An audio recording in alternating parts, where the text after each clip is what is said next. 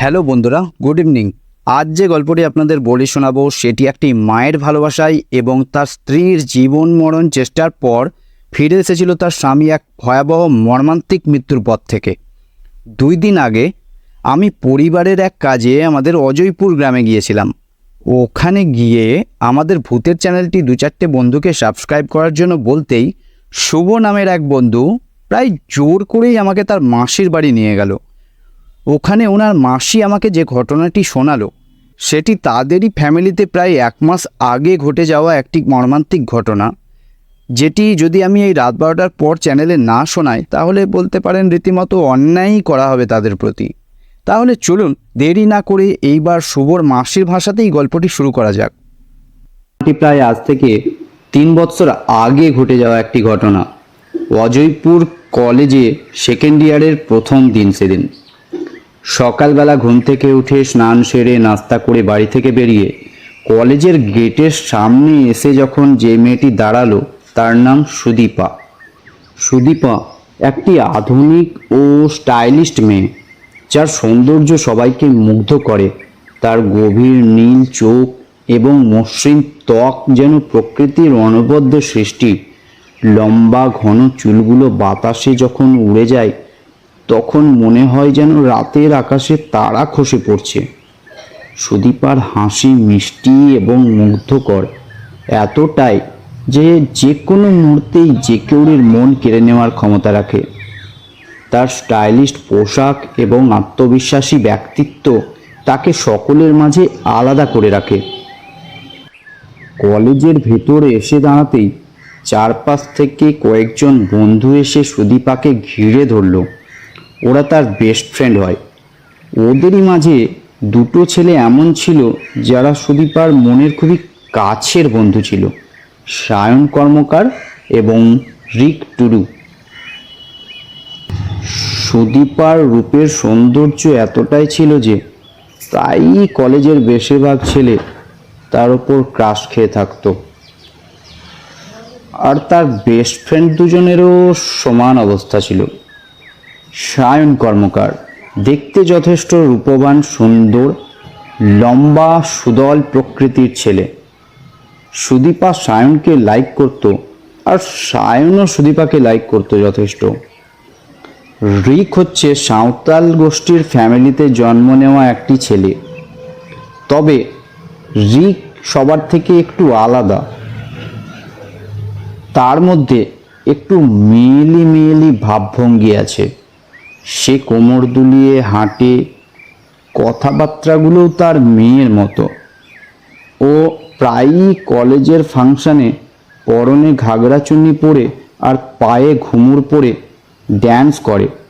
নাচ গানে সে যথেষ্ট ভালো বললেই চলে। এইভাবেই কলেজের দিনগুলো বেশ ভালোই কেটে যাচ্ছিল। একদিন কলেজের এক্সামের পর সুদীপার হাত ধরে তাকে কলেজের এক সাইডে টেনে নিয়ে এসে সায়ন তাকে প্রপোজ করে ফেলল। ব্যাপারটা কলেজের বেশ কিছুজন লক্ষ্য করল এবং ওর মুখে জানাজানি হতেই একদিন সন্ধেবেলা রিক টুডু সুদীপার বাড়ি এসে হাজির। সেখানে এসে সে চেঁচামেচি শুরু করে দিল। সে সুদীপাকে বলল, দেখ, তুই সায়নের সাথে মিশিস না। ছেলেটা ভালো নয়, ও বন্ধুদের সাথে নেশা করে। ওর সাথে তোর মেশা আমার কিন্তু একদমই পছন্দ না। এই কথাগুলো বলে প্রায় রাগ করেই রিক টুডু ঘর থেকে জলদি জলদি বেরিয়ে গেল। সুদীপা বুঝতেই পারল না যে রিক এমনটা কেন করছে। এরপর সুদীপা আর সায়নের মধ্যে যথেষ্ট ভালোবাসা বাড়তে শুরু করে দিল। কলেজের সবাই লক্ষ্য করেছিল রিক টুডু সায়নকে প্রায় এড়িয়েই চলত, পছন্দ করতো না বললেই চলে। একদিন রিক থাকতে না পেরে রাগের মাথায় সুদীপার ক্লাসরুমে গিয়ে হাজির। সে সুদীপাকে প্রায় জোর গলাতেই বলল, দেখ, আমি কিন্তু তোকে আগেও বারণ করেছি, তুই সায়নের সাথে মিশবি না, কারণ আমি তোকে ভালোবাসি। তুই যদি আমার না হস তাহলে আর কাউরই হতে দেব না, কিন্তু এই বলে দিলাম। সুদীপা অনেকক্ষণ ধরে বুঝিয়েও তাকে যখন পারছিল না, তখন সুদীপা প্রায় একসময় রেগে গিয়েই বলে উঠল, তোর প্রবলেমটা কি বলতো? আমি সায়নকে যথেষ্ট ভালোবাসি এবং আমরা কলেজ শেষ করে বিয়েও করব। রিক বলল, কেন রিক, কেন? আমাকে কেন নয়? আমার মধ্যে এমন কি কমতি আছে? এই কথা শুনে বর্ষা বলল, না, এটা কোনো মতেই হতে পারে না। তুই নিজেকে দেখেছিস একবার? মেয়ের মতো হাঁটাচলা করিস, মেয়ের মতো কথাবার্তা বলিস, মাথার চুলে এই বয়সেই টাক পড়ে গেছে, গায়ের রংটা দেখেছিস কালো একেবারে। তুই মেয়ের মতো ওরকম ভাবভঙ্গি করিস বলে কলেজের প্রায় সবার কাছেই তুই হাসির পাত্র হয়ে দাঁড়িয়েছিস। তার উপর কলেজের ফাংশনে মেয়েদের মতো ড্রেস পরে তুই যেভাবে কত্থক ড্যান্স করিস, তাতে কারোর আর বুঝতে বাকি নেই, বুঝলি, যে তুই একটা পুরুষ মানুষ না। দেখ, আমি কিন্তু স্পষ্ট বলে দিচ্ছি, আমাদের মধ্যে ভালোবাসা হতে পারে না। তুই যদি বন্ধু হয়ে থাকতে চাস তাহলে আমার কোনো আপত্তি নেই। এই বলে বর্ষা ওখান থেকে প্রায় রেগেই চলে গেল। এরপর রিক দেখেছিল ওই মুহূর্তে কলেজের সবাই কেমন যেন অবাক চোখে তার দিকে তাকিয়ে আছে। কেউ কেউ আবার মিচকি মিচকি হাসছে। তারপর রিক আর ওখানে দাঁড়িয়ে থাকতে পারেনি, সে ওখান থেকে সোজা বাড়ি চলে এসেছিল। তারপর বেশ কিছুদিন কেটে গেল, রিক আর কলেজে আসে না। একদিন সায়ন খোঁজ নেওয়ার জন্য রিকের বাড়িতেও গেছিল, কিন্তু রিক তখন ওখানে ছিল না। এদিকে কলেজের সেমিস্টারের পরীক্ষাও এসে গেল, কিন্তু রিক আর ওই বছর কলেজের পরীক্ষা দিতে কলেজে এলো না। কারোর মুখে খবর পাওয়া গেল যে রিক নাকি পাগল হয়ে গেছে, তাই সে আর কলেজে আসে না। পরে আর একদিন কলেজের সব বন্ধুকে নিয়ে সায়ন আর সুদীপা রিকের বাড়িতে গিয়ে হাজির হলো। রিক তখন বাড়ির ভেতর দরজা বন্ধ করা অবস্থায় বসেছিল। সে দরজা না খুলিয়েই চিল্লিয়ে চিল্লিয়ে সবাইকে বলেছিল, তোরা চলে যা এখান থেকে, আমি আর কোনোদিন তোদের সাথে দেখা করতে চাই না। এভাবেই কলেজের লাস্ট দিন চলে এলো। সবাই নিজের নিজের লাইফে যে যেদিকে পারলো আলাদা হয়ে গেল। বর্ষা আর সায়নের বিয়ের জন্য তাদের বাড়িতে কথাবার্তাও শুরু হয়ে গেল। তারা যে সত্যিই একে অপরকে ভালোবাসে। এরপর একটা বিশেষ দিন দেখে তাদের এনগেজমেন্টটাও হয়ে গেল। দিন শেষে রাত্রি 8টার দিকে যখন সবাই বাড়ি চলে গেল, তখন প্রায় ক্লান্ত হয়ে সুদীপা রাত্রির খাওয়া দাওয়া সেরে বাড়ির দোতলায় ঘুমাতে চলে গেল। গভীর রাতে সুদীপার ঘুম ভেঙে গেল। ঘুম থেকে উঠেই সে লক্ষ্য করলো যে দোতলার জানলা থেকে কেউ যেন তাকে সুরেলি গলায় ডাকছে। এই সুদীপা, দেখ দেখ আমি এসেছি। সুদীপা আস্তে করে লাইটটা জ্বালিয়ে ঘড়ির দিকে তাকিয়ে দেখলো রাত্রি 2:30। ধীরে ধীরে জানলাটার দিকে এগিয়ে জানলার একটা পাল্লা খুলতেই ভয়ে সুদীপা জোর গলায় চিল্লিয়ে পেছন দিকে মাটিতে বসে পড়ল। সে দেখল জানলার ওপারে দাঁড়িয়ে আছে রিক টুডু। বহুদিন পর সুদীপা রিক টুডুকে দেখতে পেল। রিকের পুরো মুখে কালো রং মাখা আর মুখের চারিদিকে সাদা সাদা দাগ কাটা, চোখ দুটো লাল হয়ে গেছে, পরনে একটা ঘাগরা আর একটা চুন্নি পরে আছে, পায়ে ঘুঙুর, কানে দুল, কপালে সিঁদুর আর গলায় একটা আকন্দ ফুলের মালা, আর ঠোঁটে লাল মতো কি যেন একটা মেখেছে সে। সুদীপা স্পষ্ট দেখল রিকের চোখে জল। রিক যথারীতি কাঁদছে। তুই তুই এখানে এত রাতে এরকম সাজ পোশাকে তুই আমার ছাদের দোতলায় কি করছিস? তুই কি পাগল হয়ে গেছিস রিক? এই কথা শুনে রিক বলল, না রে সুদীপা, পাগল তো আমি আগেই হয়ে গিয়েছিলাম, তবে এখন ঠিক আছি। দেখ দেখ না, দেখ একবার আমার দিকে তাকিয়ে। আর গায়ের রং কালো হওয়ার জন্য তুই আমাকে কি না কি বলে অপমান করেছিস।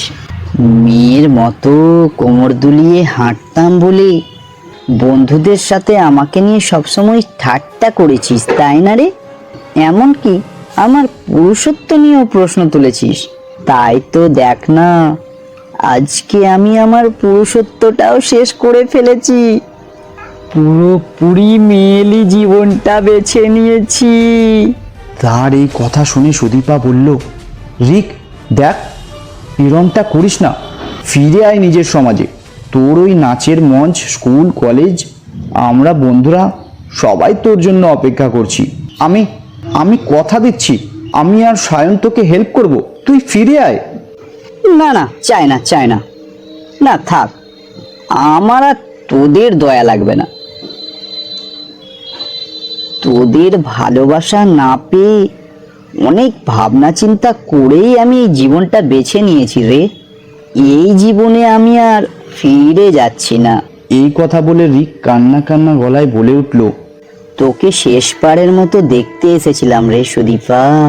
বেঁচে থাকতে তো তোর ভালোবাসা পেলাম না, তবে কথা দিচ্ছি মারা গিয়েও আমি তোকে কারোর হতে দেব না।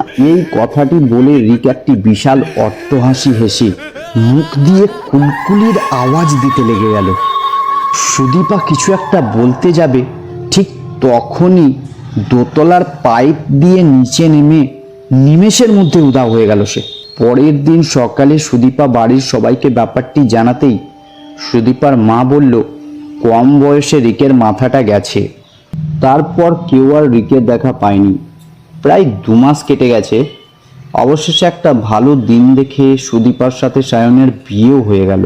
তারপর অষ্টমঙ্গলা থেকে ফিরে বাপের বাড়িতে এসে সুদীপা যা শুনল তা শুনে সুদীপার মাথায় যেন বাজ পড়ল। সুদীপার বৌভাতের দিন নাকি রিক তার নিজের বাড়িতে গলায় দড়ি দিয়ে আত্মহত্যা করেছে। কথাটা শুনে সুদীপার প্রচুর কষ্ট হলো এবং প্রায় কয়েক ঘন্টা বাড়ির এক কর্নারে বসে কান্নাও করেছিল সে। এভাবে কিছুদিনের মধ্যেই ব্যাপারটা ধীরে ধীরে নর্মাল হয়ে গেল। এরকমই একদিনের ঘটনা। কোনো এক রাত্রে সায়ন বাড়িতে বসে টিভি দেখছিল। তার বহু রাত অবধি টিভি দেখার অভ্যাস আছে, আর সুদীপা তখন বাড়ির মধ্যে ঘুমিয়ে পড়েছে। টিভি দেখতে দেখতে হঠাৎই যেন বাইরে মনে হলো কিসের যেন একটা আওয়াজ শোনা গেল। ঠিক তখনই স্পষ্ট মনে হলো যেন বাড়ির ছাদে কেউ একজন ঝাঁপ দিয়ে এসে পড়ল। সায়ন ভাবতে লেগে গেল, এত রাতে কে হতে পারে? কোনো চোর ডাকাত নয় তো? তাই সায়ন হঠাৎই বাইরে বেরিয়ে না গিয়ে আওয়াজটি ভালোভাবে শোনার চেষ্টা করতে লেগে গেল। 5-6 মিনিট যেতেই বাড়ির বাইরের সামনের তেঁতুল গাছটা থেকে জোরে একটা কুলকুলির আওয়াজ ভেসে এলো। এবার সায়ন হাতে একটা টর্চ নিয়ে দরজা খুলে বাইরে বেরিয়ে কিছুটা এগিয়ে যেতেই দেখলো যে দূরে আবছা অন্ধকারে একটা ছায়ার মতো কে যেন একজন দাঁড়িয়ে আছে। সায়ন কিছুটা কাছে গিয়ে বলল, কে কে দাঁড়িয়ে ওখানে?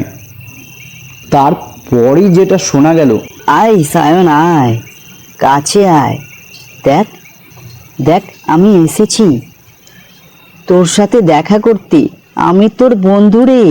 সায়ন প্রায় রাগের মাথাতেই বলে উঠল, এত রাতে কোন বন্ধু? ফাজলামি করার জায়গা পাস না? টাইমটা দেখেছিস একবার? এরপর ছায়ামূর্তিটাকে এক জায়গায় দাঁড়িয়ে থাকতে দেখে সায়ন কিছুটা এগিয়ে যেতেই হঠাৎ ছায়ামূর্তিটা অন্ধকার থেকে কিছুটা এগিয়ে আসতেই সায়ন যা দেখলো তাতে তার পা থেকে মাথা অবধি পুরো বিদ্যুৎ খেলে শরীরটা ঠান্ডা হয়ে গেল।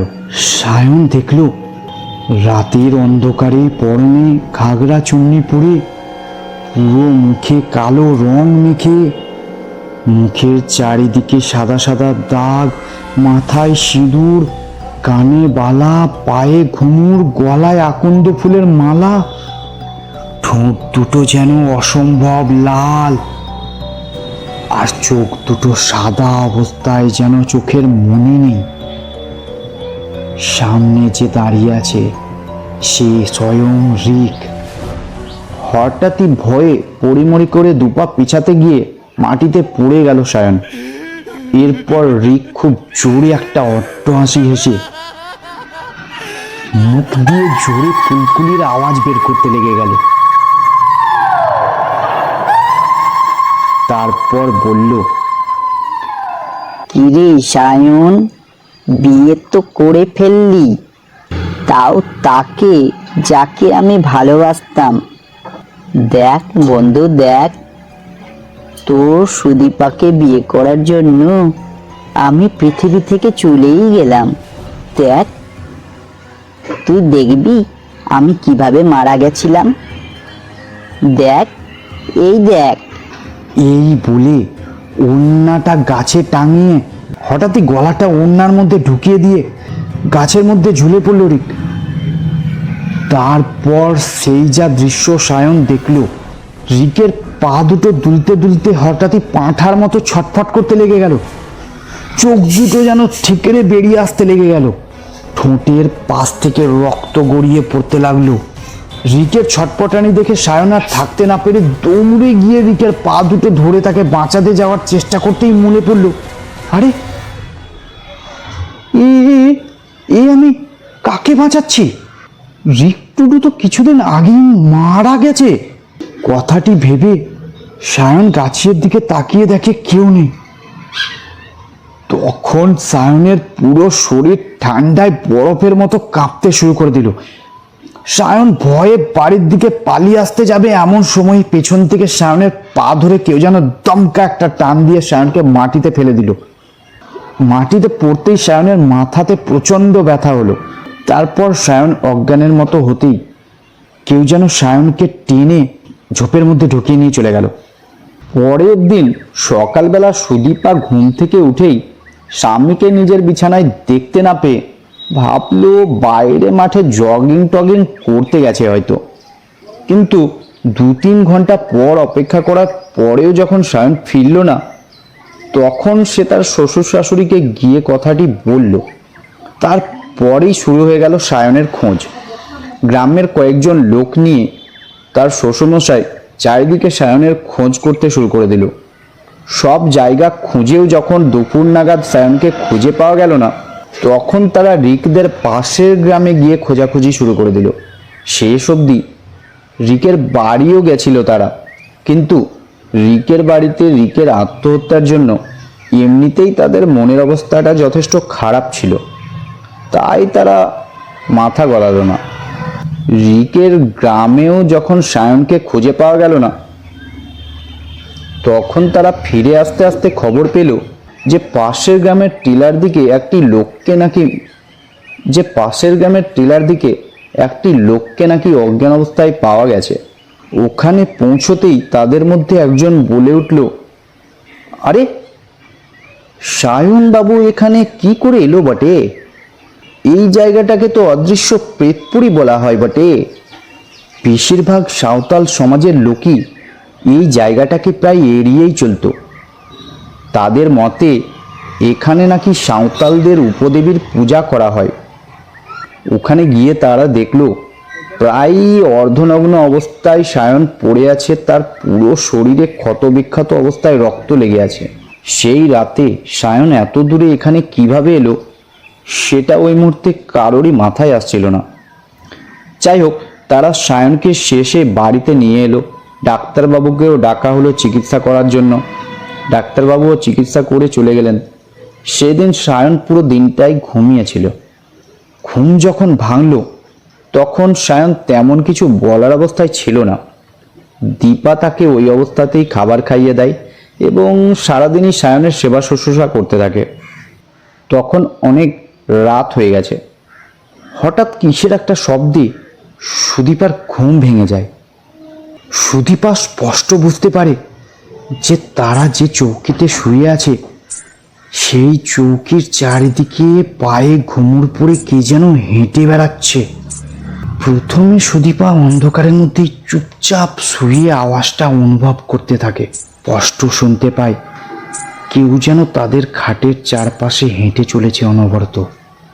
এই অবস্থাতেই ভয়ে কাঁপতে কাঁপতে সুদীপা তার পাশে থাকা স্বামীকে ওঠানোর চেষ্টা করে, কিন্তু এ কি, স্বামী তো বিছানায় নেই। তাহলে সায়ন গেল কোথায়?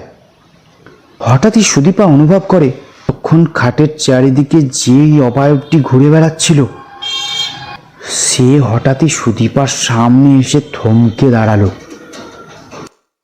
এরপর সুদীপা কোনো মতে ভয়ে কাঁপতে কাঁপতে বিছানার পাশে থাকা নাইট বাল্বটা জ্বালিয়ে যা দেখতে পেল তা দেখে সুদীপার মাথা খারাপ হওয়ার মতো অবস্থা। গলা যেন হঠাৎই শুকিয়ে গেল, কোনো কথা বেরোচ্ছিল না তার। সুদীপা দেখে রাত্রির বেলা হঠাৎ করে কখন যেন সায়ন ঘুম থেকে উঠে সুদীপার সালোয়ার কামিজ পরেছে, সিঁদুরের কোটো থেকে সিঁদুর বের করে পুরো কপালে মেখেছে, চোখে কাজল পড়েছে, কানে সুদীপার বড় বড় দুলগুলো পড়েছে, ঠোঁটে হাতে পায়ে আলতা মেখেছে। তাছাড়াও সুদীপা দেখলো কোথা থেকে দুখানা ঘুঙুর দুই পায়ে পড়ে আছে। ঘুঙুরগুলো যে কোথা থেকে এলো তা সুদীপা বুঝতে পারলো না ওই মুহূর্তে। গলায় সুদীপার ওড়নাটি পরে কোমর দুলিয়ে দুলিয়ে চৌকির চারিদিকে হেঁটে বেড়াচ্ছে সায়ন। প্রচণ্ড ভয় পেলেও কোনো মতে সুদীপা ভয়ে ভয়ে সায়নকে বলল, তুমি কি শুরু করেছো? তুমি আমার সালোয়ার কামিজ গয়না পরে এত রাত্রে কি করছো তুমি? এই কথা শুনে হাঁটা বন্ধ করে দিয়ে সায়ন সুদীপার দিকে কিছুক্ষণ এক নাগাড়ে তাকিয়ে থাকলো। তারপর বিকট একটা শব্দ করে পরপর দুবার কুলকুলি দিয়ে উঠল।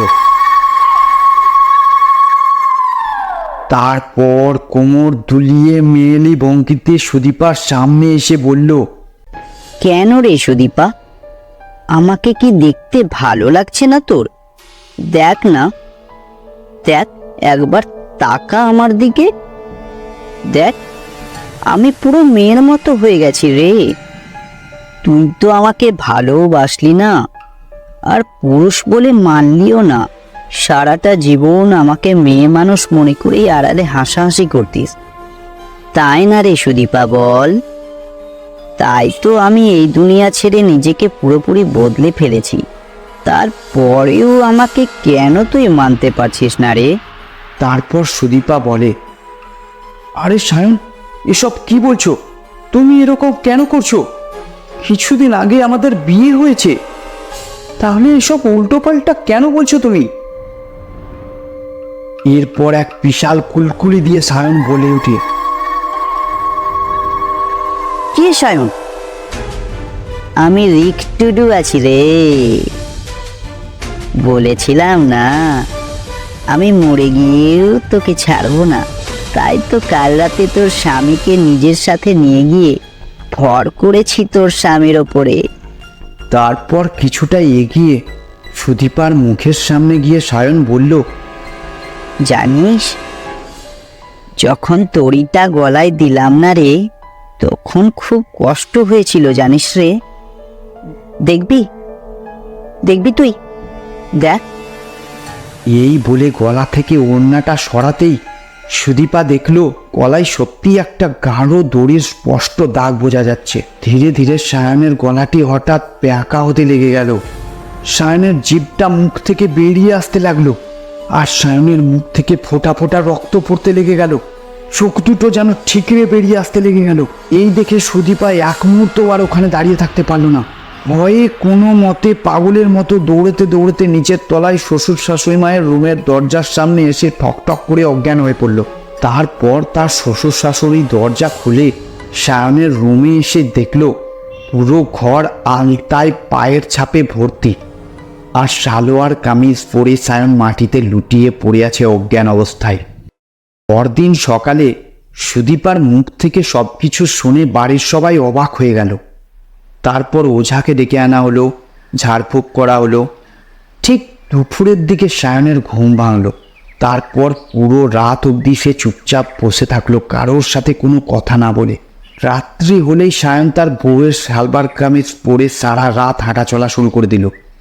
আর মাঝে মধ্যেই বিকটভাবে কুলকুলি দিতে শুরু করে দিল। এভাবেই বেশ কিছুদিন চলতে শুরু করলো।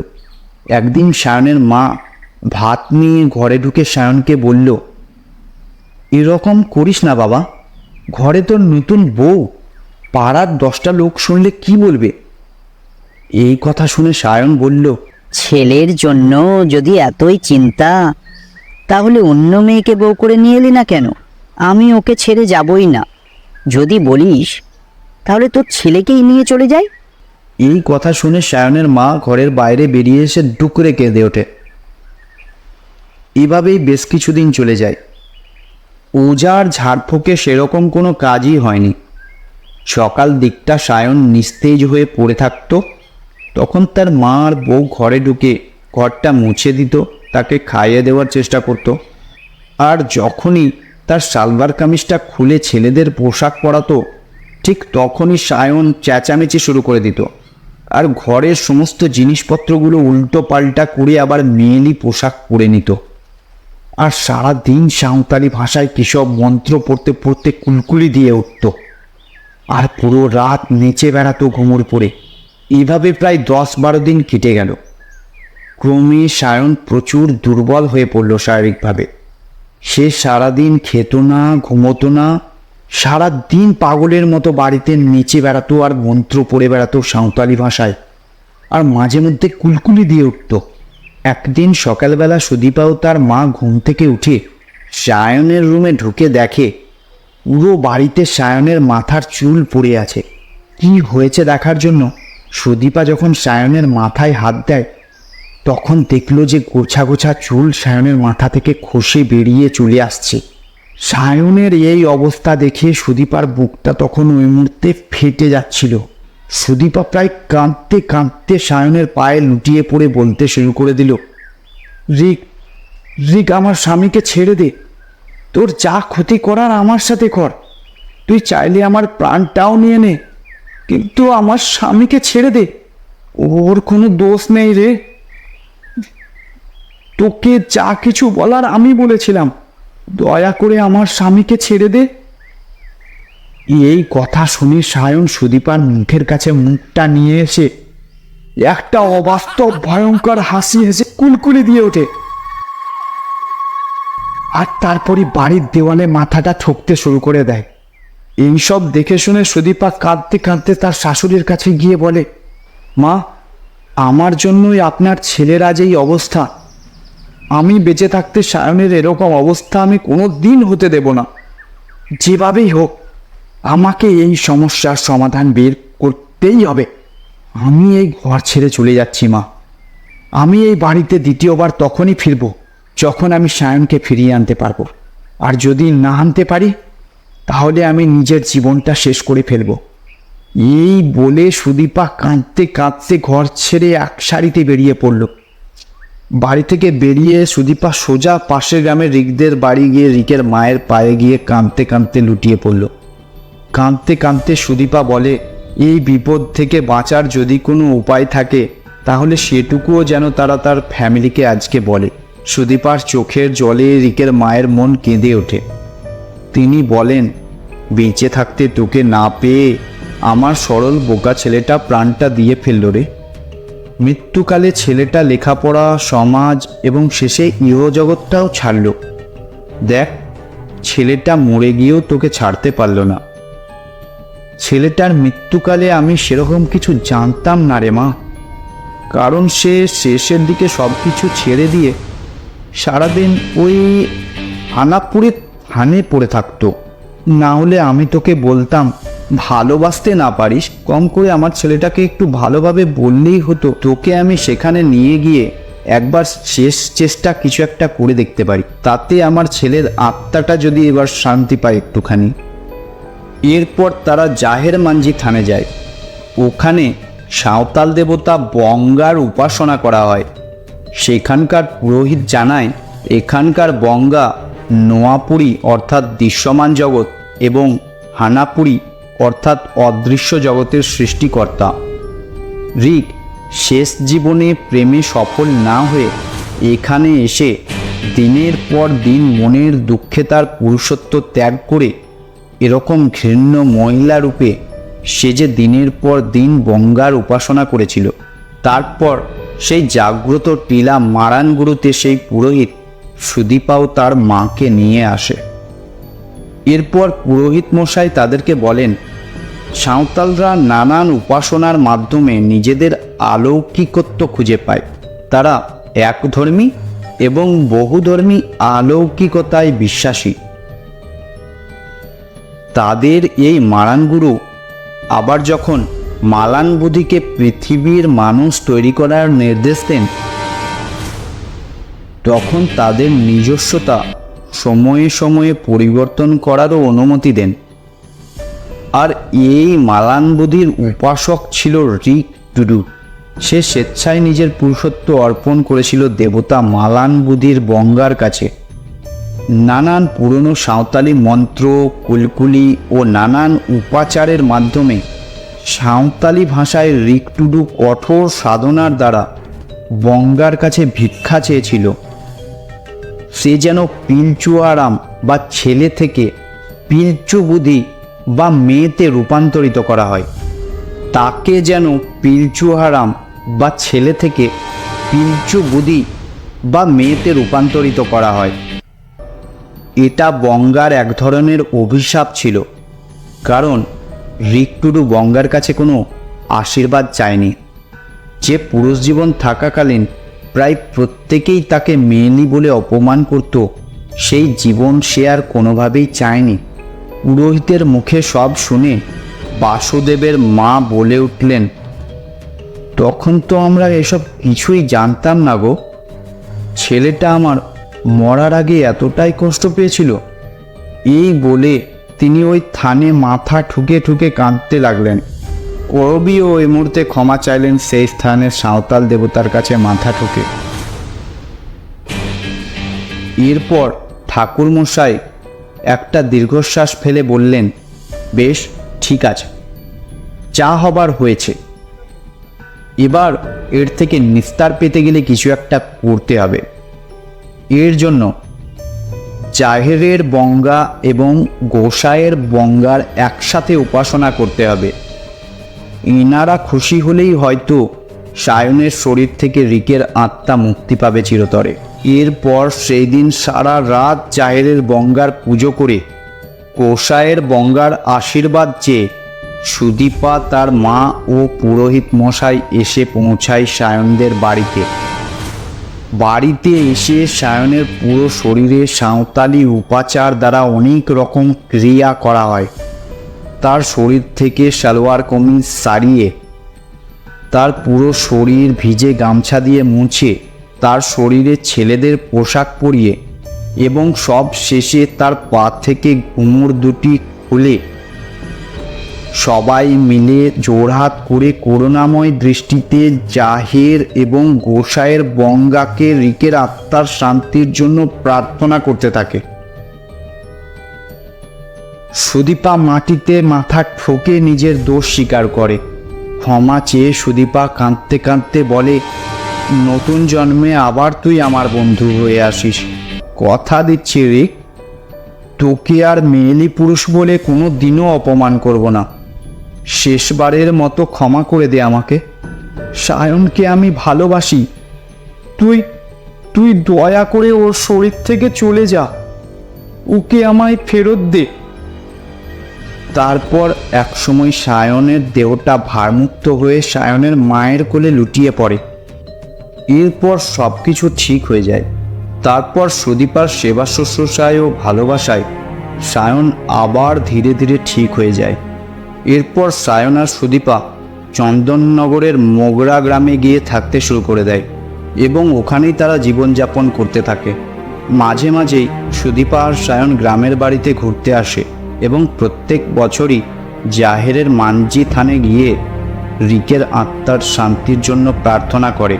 রিকের আত্মার শান্তির জন্য একটা সমাধিও তারা সেখানে নির্মাণ করে। রিকের আত্মার শান্তির জন্য তারা ওখানে পুজো দিয়ে যায়। তো বন্ধুরা, আজকের গল্পটি এখানেই আমরা শেষ করছি। গল্পগুলো কীরকম হচ্ছে আপনারা কমেন্ট করে অবশ্যই জানাবেন এবং নতুন বন্ধুদের একটু অনুরোধ করছি যে আপনারা যদি একটু সাপোর্ট করেন, আমাদের চ্যানেলের সাবস্ক্রাইবের পরিমাণ যথেষ্ট কম বন্ধুরা, আমাদের সাপোর্টের প্রচুর দরকার। আপনাদের যদি গল্পটা শুনে ভালো লাগে তাহলে অবশ্যই সাবস্ক্রাইব করতে ভুলবেন না এবং পরের ভিডিওগুলোর জন্য বেল নোটিফিকেশনটা অল করতে ভুলবেন না। আমরা কথা দিচ্ছি আপনাদের, এর পরের ভিডিওগুলো যথাযথ রহস্যময় এবং রোমাঞ্চকর করার ব্যবস্থা করব আমরা, যা আপনারা কোনো দিনও শোনেননি। এরকম ঘটনা আমরা প্রকাশ করার চেষ্টা করব। তো বন্ধুরা, আবার দেখা হচ্ছে পরের রবিবার সন্ধে 6টায়। ভালো থাকবেন।